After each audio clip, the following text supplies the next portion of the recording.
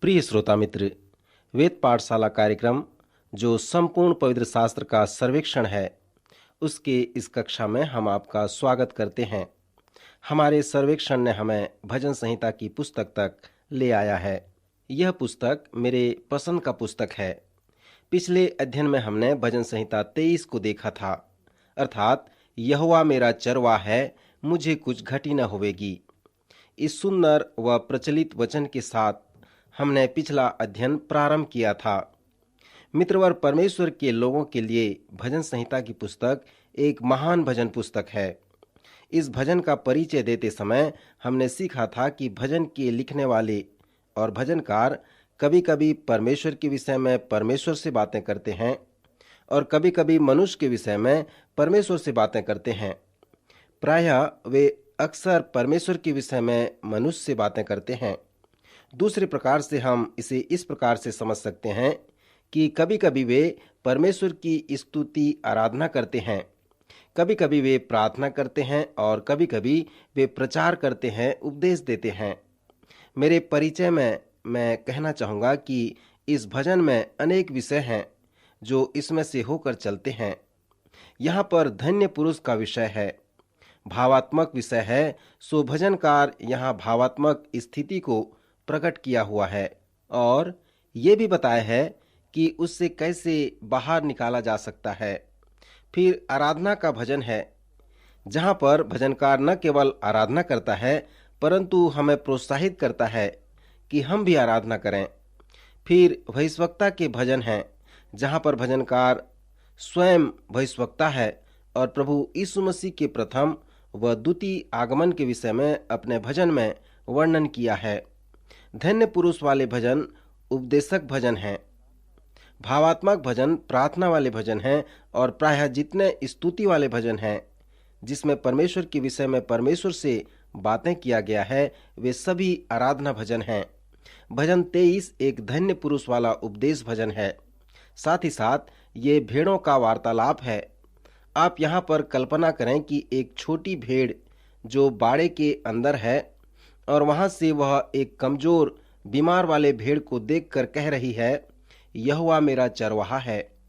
यहाँ पर जो धन्य पुरुष है वह न केवल अपने आशीषों का बखान करता है परंतु उस आशीषों को प्राप्त करने की कुंजी के विषय में भी बताता है, और वो कुंजी है हरी हरी चराइयाँ, सुखदाई जल का झरना, उसके कटोरे का उमड़ना और यहोवा परमेश्वर के साथ उसका संबंध, जो इन शब्दों में आधारित है कि यहोवा मेरा चरवाहा है। श्रोता मित्र, इस प्रारंभिक कथन में दाऊद कहता है कि यहोवा व्यक्तिगत है और उस परमेश्वर के साथ उसका व्यक्तिगत संबंध भी है। सो पुराने नियम में उस सुंदर शब्द के साथ यह कहा गया है कि यहोवा व्यक्तिगत है और वो शब्द है यहोवा मेरा चरवाहा है। नए नियम में भी हमें कहा गया है कि परमेश्वर व्यक्तिगत है। जब प्रभु यीशु मसीह ने हमें कहा कि परमेश्वर को हे हमारे पिता कहो, और नए नियम में हमें यह भी कहा गया है कि जब हम आत्मा में परिपूर्ण होते हैं तो हम उसे हे अब्बा कहकर पुकारते हैं। सो इसके द्वारा हमारा संबंध परमेश्वर के साथ और भी घनिष्ठ हो जाता है। सो इसके द्वारा हम जान सकते हैं कि परमेश्वर व्यक्तिगत है और हमारे साथ व्यक्तिगत संबंध बनाना चाहता है। यहोवा मेरा चरवाहा है कथन भजन 23 का कुंजी है। फिर वो कहता है कि वह मुझे सुखदाई जल के झरने के पास ले चलता है, अर्थात यहोवा हमें ऐसे स्थान की ओर अगुवाई करता है जो हमारे लिए योग्य है। क्या आपने कभी ऐसा अनुभव किया कि परमेश्वर आपको विपत्ति व बीमारी की ओर अगुवाई करता हो? मैं एक पास्टर को जानता हूँ जो अपने बीमारी के कारण एक बड़े कलीसिया से इस्तीफा दे दिया। वो सोचने लगा कि मेरा जो संपूर्ण अनुभव है वो मेरा विपत्ति है। फिर उसने अपना सही जांच करवाया। पता चला कि 10 सप्ताह से उसे तेज सिर दर्द हो रहा है और यह उसके काम की अधिकता के कारण है। सो डॉक्टरों ने उसे कहा कि तुम अब अधिक कार्य नहीं कर सकते, सो किसी छोटे शहर में जाओ और छोटी कलीसिया में कार्य करो। परंतु उसने कहा, डॉक्टर, मैं इस कलीसिया में कई वर्ष तक कार्य किया, परमेश्वर ने मुझे यहाँ पर बैठाया है और उसने मुझे सुखदाई जल के झरने के पास जाने के लिए अगुवाई प्रदान किया है। और जो मेरे लिए उपयुक्त पानी है, परमेश्वर ने मुझे उसी तरह अगुवाई प्रदान किया है। मित्र, क्या इस प्रकार का अनुभव कभी आपके साथ हुआ है? सुखदाई व स्थिर जल का अर्थ यही है। अब मैं आपको बताना चाहता हूं कि एक चरवाहा भेड़ों के जी में जी कैसे ले आता है। भेड़ दुर्बल व असहाय होते हैं और चरवाहे के बिना वे सचमुच में असहाय व आशाहीन होते हैं। जब वे भेड़ों के बीच में फंस जाते हैं या चलने में असमर्थ होते हैं तो वे चिल्लाने लगते हैं और उसके आवाज को सुनकर सभी भेड़ चिल्लाते हैं, पर वे उस असहाय भेड़ के लिए कुछ नहीं कर सकते, परंतु चरवाहा ही उसकी सहायता करता है। वो उसे अपने कंधे में उठा लेता है और इस प्रकार उसके जी में जी ले आता है। श्रोता मित्र, इसी प्रकार से यहोवा जो हमारा अच्छा चरवाहा है, हमारी कमजोरी के समय, हमारी निर्बलता के समय, हमारी मृत्यु के समय हमारी सहायता करता है और हमें सही मार्ग में अगुवाई प्रदान करके हमारे जी में जी ले आता है, हमारा उद्धार करता है, हमें पाप व शैतान के फंदे से छुटकारा दिलाता है। श्रोता मित्र, यह बहुत महत्वपूर्ण बात है जिसे हमें समझना है कि भजन 23 सचमुच में क्या कह रहा है। सो इस भजन के ऊपर चिंतन करने की अपेक्षा आपको चाहिए कि आप इस प्रश्न को अपने आप से पूछें, क्या मैं धन्य पुरुष हूँ जिसके विषय में इस भजन में वर्णन किया गया है? क्या आप में कोई आत्मिक दिन रेखा है? क्या आप स्मरण कर सकते हैं कि कब परमेश्वर आपके जीवन में आया और आपको हरी हरी चराइयों में बैठाया? क्या आप ये स्मरण कर सकते हैं कि परमेश्वर कब आपका चरवाहा बना और आप इस बात को जान सके कि आप उसकी भेड़ें हैं? क्या कोई ऐसा समय आपके जीवन में आया कि परमेश्वर ने आपके जी में जी ले आया? मित्र, भजन 23 के द्वारा हम परमेश्वर की आराधना कर सकते हैं। किसी ने कहा है, भजन 23 को याद कर लो और दिन प्रतिदिन कम से कम 3 बार उसे दोहराओ और 1 महीने के अंदर वह आपके जीवन को बदल देगा। श्रोता, मेरे लिए परमेश्वर के वचन से 3 ऐसे वचन हैं जिन्हें मैं बार बार दोहराते रहता हूं। उनमें से पहला भजन 23 है, दूसरा प्रभु की प्रार्थना है और तीसरा फिलिपियों की पत्री का 4वां अध्याय है। मैं इन तीनों स्थलों के वचन से जीवित रहता हूं। इन सबों को मैं याद करते रहता हूं और सोने के पहले या जब मुझे नींद न आता हो, ऐसे समय में मैं एक भेड़ की तरह भजन 23 के द्वारा परमेश्वर की आराधना करता हूं। ये परमेश्वर की ही दया है कि वो मेरा चरवाहा बना और मैं अपने चरवाहे की आराधना कर सकता हूं। सो इस भजन द्वारा मैं इस प्रकार परमेश्वर की आराधना करता हूं कि हे पिता, मैं तेरा धन्यवाद करता हूं कि तू मेरा चरवाहा बना। उस दिन के लिए धन्यवाद जब तूने मुझे हरी हरी चराइयों में बैठाया और सुखदाई जल के झरने के पास अगुवाई करने के लिए प्रभु, मैं तेरा धन्यवाद करता हूं। धर्म के मार्ग में अगुवाई करके तूने मेरे जी में जी ले आया, मेरा छुटकारा किया। इसलिए हे परमेश्वर, मैं तेरा धन्यवाद करता हूं। प्रभु, मैं तेरे सोंटे व तेरी लाठी के लिए भी धन्यवाद करता हूं, जिससे मुझे शांति मिलती है। और परमेश्वर, तू मेरे सताने वालों के सामने मेरे लिए मेज बिछाता है, इसलिए मैं हृदय से तेरा धन्यवाद करता हूं। और हे परमेश्वर, मैं आशा के लिए भी तेरा धन्यवाद करता हूं, जिसे तू न केवल आज व कल के लिए मुझे देता है, परंतु मेरे जीवन भर के लिए मुझे देती रहता है और अनंत राज्य के लिए मेरी अगुवाई करता है। हे परमेश्वर, मैं तेरा धन्यवाद करता हूं कि तू मेरा एक अच्छा चरवाहा है। प्रतिदिन तू मेरे जीवन को भलाई से भर देता और तेरी भलाई व करुणा जीवन भर मेरे साथ बनी रहेंगी। इसलिए हे परमेश्वर, मैं तेरा धन्यवाद करता हूं और उस धन्य आशा के लिए भी तेरा धन्यवाद करता हूं प्रभु, कि मैं तेरे धाम में सर्वदा वास करने पाऊंगा। मेरे श्रोता मित्र, क्या आपने कभी भजन 23 के आधार पे कभी परमेश्वर की आराधना की है? क्या आप अपने उन आशीषों के लिए जिसे परमेश्वर ने आपके लिए किया है, परमेश्वर को धन्यवाद दिए हैं?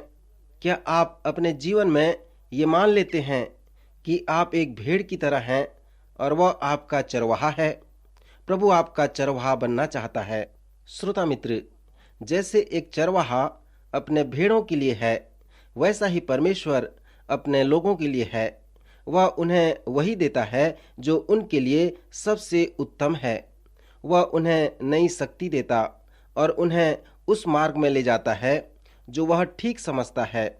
यह सच है कि खतरे अवश्य होंगे, परंतु जैसे एक चरवाहा जंगली पशुओं को मारने को अपनी लाठी और अपने सोंटे का फंसी हुई भेड़ों को निकालने में प्रयोग करता है, उसी तरह से परमेश्वर अपने लोगों की रक्षा करता है।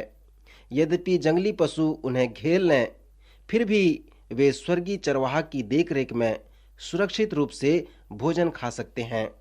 भजन 1 में इस प्रकार लिखा हुआ है, क्या ही धन्य है वह पुरुष जो दुष्टों की युक्ति पर नहीं चलता और न पापियों के मार्ग में खड़ा होता और न ठट्ठा करने वालों की मंडली में बैठता है, परंतु वह तो यहोवा की व्यवस्था से प्रसन्न रहता और उसकी व्यवस्था पर रात दिन ध्यान करते रहता है। वह उस वृक्ष के समान है जो बहती नालियों के किनारे लगाया गया है और अपनी ऋतु में फलता है और जिसके पत्ते कभी मुरझाते नहीं। इसलिए जो कुछ वह पुरुष करे वह सफल होता है।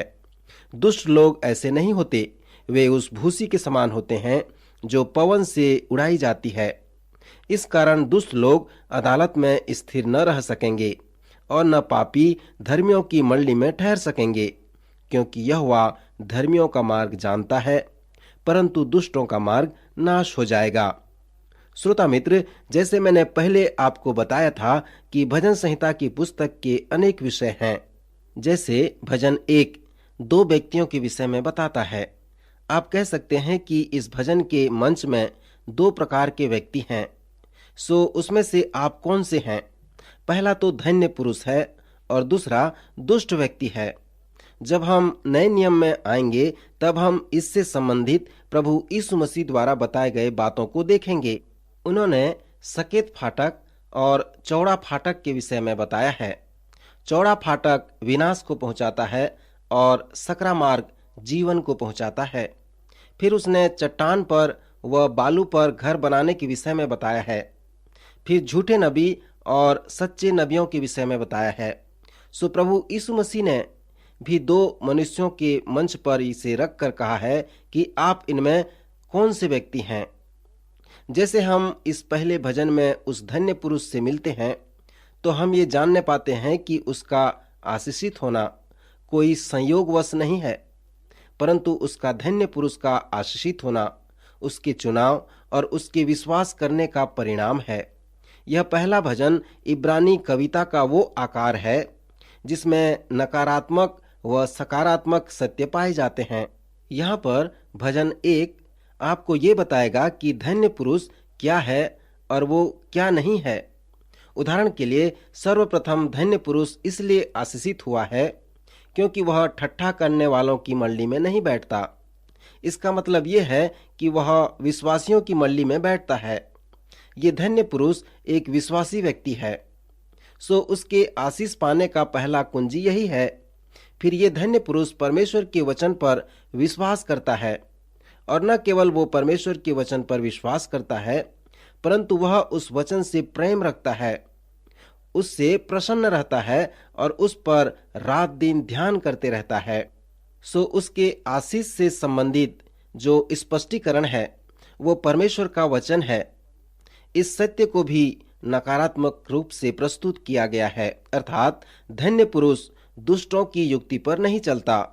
यदि हम इसको नकारात्मक रूप से देखें तो वह परमेश्वर की युक्ति में चलने वाला व्यक्ति है और इस युक्ति को वह परमेश्वर के वचन से प्राप्त करता है। सो हम पाते हैं कि वो धन्य पुरुष किसी संयोगवश धन्य नहीं है, परंतु वो इसलिए धन्य है क्योंकि वो एक विश्वासी व्यक्ति है।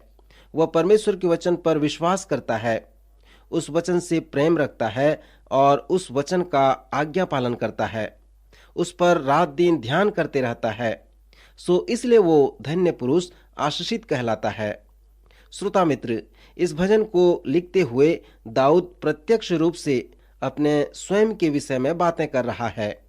जैसे हमने पहला व दूसरा शमूएल में सीखा था कि दाऊद इस्राएल का दूसरा राजा था, और व्यवस्था विवरण की पुस्तक में हम उस व्यवस्था पर ध्यान किया था जिसे मूसा ने लिखा था कि जब तू उस प्रतिज्ञा के देश में पहुंचे और वहां कोई तुम्हारा राजा हो और जब वह राजगद्दी पर विराजमान हो, तब इसी व्यवस्था की पुस्तक जो लेवियों याजकों के पास रहेगी उसकी एक नकल अपने लिए कर ले और वह उसे अपने पास में रखे और अपने जीवन भर उसको पढ़ता रहे, जिससे वह अपने परमेश्वर यहोवा का भय माने और इस व्यवस्था और इस ज्ञान की विधियों को माना करे और उसको करने में वो चौकसी रखे, जिससे वह अपने मन में घमंड करके अपने भाइयों को तुच्छ न जाने और इन आज्ञाओं से न तो दाहिने मुड़े और न बाएं, जिससे कि वह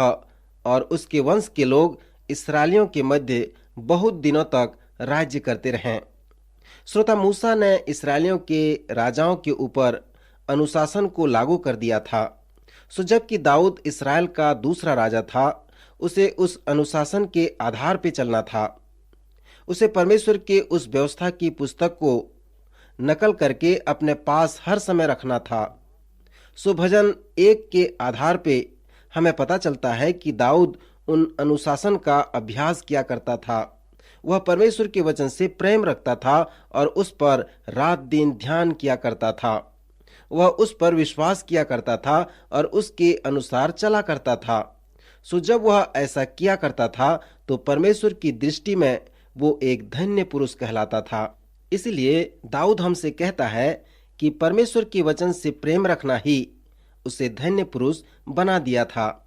फिर दाऊद हमें उस धन्य पुरुष के आशीष की सूची को बताता है। धन्य पुरुष का जो पहला आशीष है वो स्थिरता है।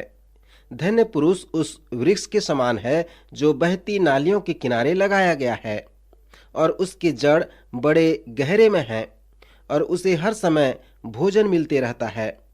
एक बड़े पेड़ का जड़ कई मीटर तक फैला रहता है। हम उसे खींचकर उखाड़ नहीं सकते, वो स्थिर रहता है। सो स्थिरता जो है धन्य पुरुष का पहला आशीष है। प्रभु यीशु मसीह ने भी इस प्रकार के स्थिरता के विषय में वर्णन करके कहा, जो कोई मेरी बातें सुनकर उन्हें मानता है वह उस बुद्धिमान मनुष्य की नहीं ठहरेगा जिसने अपना घर चट्टान में बनाया और मेंह बरसा और बाढ़ें आईं और आंधियां चलीं और उस घर पर टक्करें लगीं, परंतु वह नहीं गिरा क्योंकि उसकी नेव चट्टान पर डाली गई थी। फिर धन्य पुरुष का जो अगला आशीष है वो है उपजाऊपन। धन्य पुरुष फलवंत होता है। जिस तरह से दाऊद ने इस फलवंत जीवन के विषय में समझाया है वो मुझे बहुत अच्छा लगता है। दाऊद कहता है, वह अपनी ऋतु में फलता है और उसके पत्ते कभी मुरझाते नहीं, अर्थात वह परमेश्वर के लिए परमेश्वर के समय में फल लाता है। सो जो बातें, जो आशीषें हमारे जीवन से होकर आती हैं वो परमेश्वर के साथ हमारे संबंध का परिणाम है। ऊपरी कोठरी में प्रभु यीशु मसीह ने प्रेरितों से कहा, मैं और पिता एक हैं। प्रत्येक वचन जो मैं कहता हूँ और वो सब कार्य जो मैं करता हूँ उस पर प्रतीति करो, ताकि तुम जानो और समझो कि पिता मुझ में है और मैं पिता में हूँ। फिर उसने कहा, मैं पिता के पास जाता हूँ और वहां से पवित्र आत्मा को भेजूंगा जो तुम्हारे साथ रहेगा। जैसे मैं पिता के साथ हूँ वह तुम्हें बोलने के लिए वचन देगा और तुम्हारी योग्यता के अनुसार तुम्हें कार्य देगा। परमेश्वर का वचन संपूर्ण संसार में तुम्हारे द्वारा प्रचार किया जाएगा क्योंकि तुम और आत्मा एक हो। सो इसी प्रकार से दाऊद ने भजन 1 का वर्णन किया क्योंकि वह एक विश्वासी था। वह परमेश्वर के वचन पर विश्वास रखता था, उससे प्रीति रखता था, वह उसे मानता था और उस पर रात दिन ध्यान किया करता था। सो इसलिए वह फलवंत होता था। फिर धन्य पुरुष का अगला आशीष है सफलता। हम पढ़ते हैं, इसलिए जो कुछ वह पुरुष करे वह सफल होता है। यहाँ पर दाऊद किसी भौतिक सफलता के विषय में नहीं बता रहा है, परंतु आत्मिक सफलता के विषय में कह रहा है, जो अनंत राज्य के लिए है। यह धन्य पुरुष अपने आंतरिक मनुष्यत्व में सफल हो रहा है, जो अनंत राज्य के लिए है। श्रोता, स्मरण रखें कि ये काव्यात्मक पुस्तकें हमारे बाहरी मनुष्यत्व के बारे में नहीं हैं, परंतु हमारे भीतरी मनुष्यत्व के विषय में बताते हैं। धन्य पुरुष होने की अगली आशीष है दीर्घ आयु। एक बार मैंने एक वृद्ध व्यक्ति से पूछा कि आप इतने वृद्ध कैसे हुए। उन्होंने कहा, बस श्वास लेता रहा और श्वास छोड़ता रहा। सो वे 91 वर्ष से श्वास लेते रहे और श्वास छोड़ते रहे, परंतु उसका कुछ और कारण था। वो एक धर्मी व भक्तिमय जीवन बिताने वाले व्यक्ति थे, और वचन बताता है कि धन्य पुरुष के पास दीर्घ आयु होती है। हम पढ़ते हैं कि उसके पत्ते कभी मुरझाते नहीं।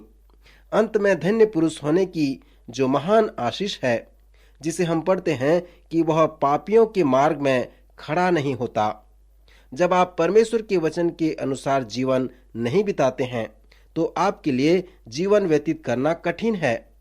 पापी हमेशा पापियों के मार्ग में खड़ा होता है, परंतु धन्य पुरुष, परमेश्वर का भय मानने वाला पुरुष, कभी भी पापियों के मार्ग में खड़ा नहीं होता। इसलिए यह उसके लिए आशीष है। फिर हम पापी के विषय में पढ़ते हैं, वह धर्मियों की मंडली में नहीं ठहर सकेगा। ये धर्मियों की मंडली अनंत राज्य है, उसमें पापी लोग नहीं जा सकेंगे। और यदि हम इसे दूसरे तरह से देखें, तो धन्य पुरुष उस मंडली में जा सकेगा और दुष्ट लोग अदालत में स्थिर न रह सकेंगे, परंतु धर्मी लोग उस अदालत में स्थिर रहने पाएंगे।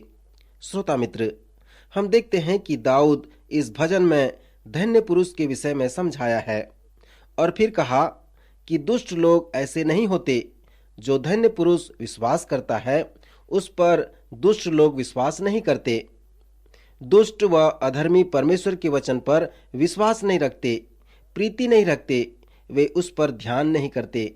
वे परमेश्वर के वचन को नहीं मानते, इसलिए वे स्थिर नहीं रहते, वे फलवंत नहीं होते, वे सफल नहीं होते।